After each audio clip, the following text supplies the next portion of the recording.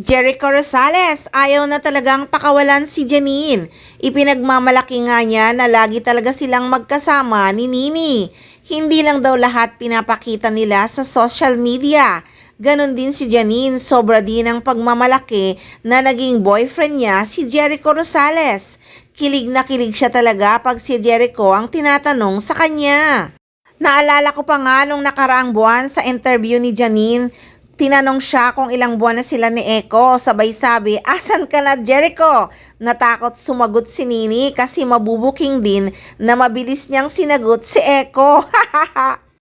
Gusto niya kasi si Jericho talagang sumagot kung ilang buwan na nga ba sila.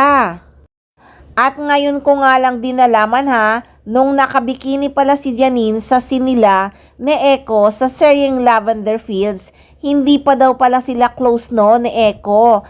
Nahihiya daw talaga siya na natatakot kasi first time niyang nakabikini on TV.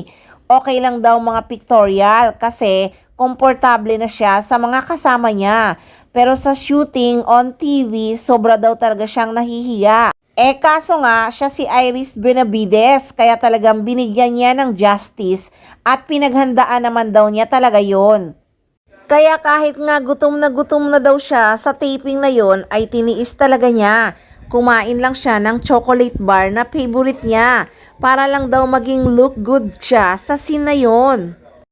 Kinikilabutan pa nga siya pag naalala daw talaga niya noon na nakabikini siya tapos di pa sila close ni Eko. Speaking of Hobadera, this is Iris's bikini.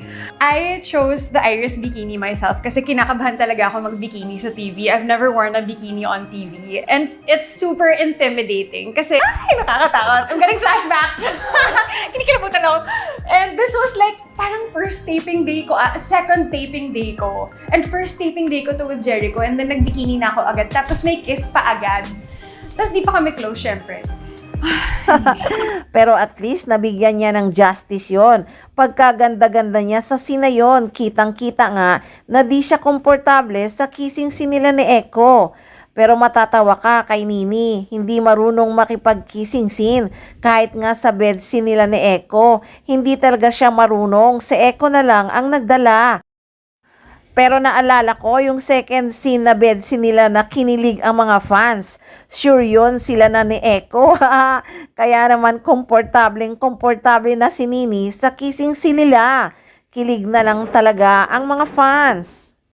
Pero syempre, ingat na ingat din si Eko sa scene na yun Iningatan niya talaga si Nini.